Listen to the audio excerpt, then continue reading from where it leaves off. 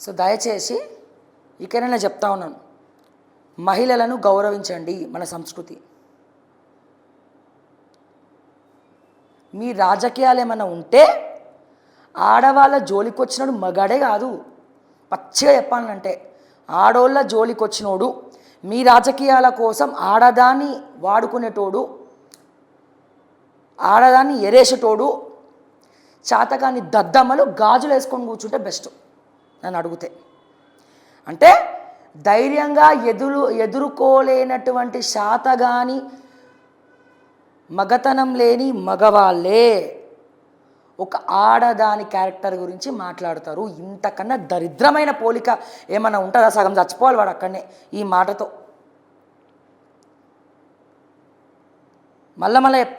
మళ్ళా చెప్తున్నా ఈ వ్యాఖ్య చేసినందుకు కూడా అరెస్ట్ చేసుకోండి, సిట్టును పంపించండి, ఇక్కడ కూడా ఏమన్నా చేసుకోండి. ఓకే, మీ రాజకీయాల కోసం ఆడదాని క్యారెక్టర్ని ప్రశ్నార్థకంగా మార్చినటువంటి వాడు, దూషించినటువంటి వాడు, ధైర్యంగా ఎదుర్కోలేనటువంటి కుక్కలే ఇట్లా మాట్లాడతాయి, బరాబర్ ఇట్లా మాట్లాడతాయి. వాడికి ధైర్యంగా ఎదుర్కొనే దమ్ము ఉండదు. ఆడదానిలో ఏముంటుంది? ఇంకా ఆడదానిలో ఏముంటుంది? వాడు ధైర్యంగా ఒక అమ్మాయిని ఎదుర్కోలేడు, వాడు ఆ శక్తిని ఎదుర్కోలేడు, ఆ ధైర్యాన్ని ఎదుర్కోలేడు. వాడు ఏం చేస్తాడు? ఎక్కడెక్కడ రాళ్ళేద్దామా, ఏడేడా ఈమెని డౌన్ చేద్దామా, ఏమైనా వార్తలు వేసినా ఈమె గురించి ఏమైనా మాట్లాడినా ఆమె ఏడ్చి ఇంట్లో కూర్చుంటుందేమో ముడుచుకొని, బయటికి రాదేమో అని అనుకుంటారు. కానీ ఇవన్నీ దాటుకొని మళ్ళీ పని చేసి ధైర్యంగా ఎదుర్కొంటే ఆమె హీరో అవుతుంది, వీళ్ళేమో జీరోలు అవుతారు. మగాళ్ళు కాదు వాళ్ళు, దమ్ము లేదు వాళ్ళకి. సో దయచేసి ఇంతకన్నా పెద్ద మాట ఏమైనా ఉంటుందా నాకు తెలియదు.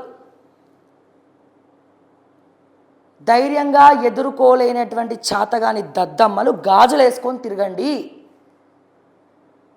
అంతే తప్ప ఒక మహిళను మహిళలాగా చూడండి, సాటి మనిషిలాగా చూడండి. Gender not a matters. Gender కాదు అక్కడ.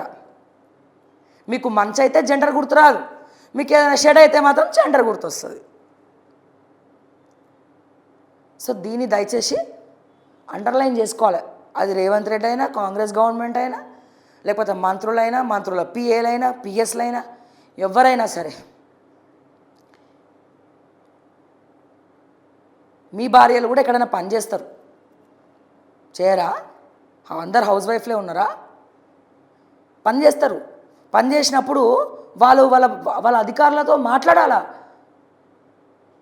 తోటి మిత్రులతోటి మాట్లాడాలా. ఇక అదే ఉంటారు. ఇక ఇంకా వేరే ఏముండదు. ఇక నీ ఇంటికైతే ఒక న్యాయం, పక్కోడి ఇంటికైతే ఇంకో న్యాయమా? సిగ్గుండాలే బ్రదర్, సిగ్గుండాలా. సో దయచేసి ఆలోచించండి, సోచాయించండి. అండ్ ఇప్పుడు దీని ద్వారా మొత్తం ట్రోల్ అయిపోయినాక పెద్ద రేవంత్ రెడ్డి గారు ఇప్పుడు వచ్చి ఇది చేస్తున్నారు. ఇప్పుడు రేవంత్ రెడ్డి గారు బాధ ఏంది? సమయం దొరికింది, ఇప్పుడు అబ్బా ఛాన్స్ దొరికింది, ఇప్పుడు ఇదంతా బురద నా మీదకి జల్లుతున్నారు, మళ్ళా నా మీదకి వస్తుంది. ఒక బూచి క్రియేట్ చేయాలి. మీడియా హౌస్కి వెళ్ళి శాటిలైట్ని వదలని రేవంత్ రెడ్డి డిజిటల్ మీడియాను వదులుతాడా? చంపి పడేస్తాడు. రేవంత్ రెడ్డి గురించి మాట్లాడాలన్నా, కాంగ్రెస్ గవర్నమెంట్ గురించి మాట్లాడాలన్నా, ఆ ఫహీం ఖురేషి గురించి మాట్లాడాలన్నా, రేవంత్ రెడ్డి అన్నదమ్ముల గురించి మాట్లాడాలన్నా ఇట్లా వణుకాలి మేము. వణికి వార్తలు చెప్పమని ఆయన ఏమంటారు? మళ్ళీ ఇదే రేవంత్ రెడ్డి ఎన్నిసార్లు కేటీఆర్ కేసులు పెట్టినా నువ్వు ఊరుకున్నావా? ఇంకా రెచ్చిపోలే, జైలుకి పోయి కూర్చోలే, మేము కూడా గంతే. బరాబర్ న్యాయబద్ధంగా, ధర్మబద్ధంగా ప్రజా సమస్యలను వెలికి తీస్తాం. మీ ప్రభుత్వం మెడలోంచి మరి పని చేపిస్తాం, ప్రశ్నిస్తాం.